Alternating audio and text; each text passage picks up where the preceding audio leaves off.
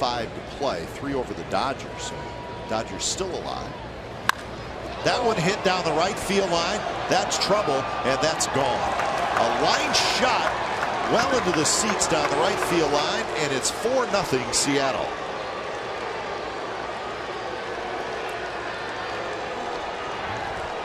I don't think I want to know where this pitch was, Ray. Well, it was too good. It's 83 off speed, and Saunders just dropped the head of the bat, just hoping that Melvin was that it would go in front of the foul pole, but it did not. Change up and see how much Derek Norris had to move. Watch him move to go get the ball that never got to his mitt because Saunders unloaded on it.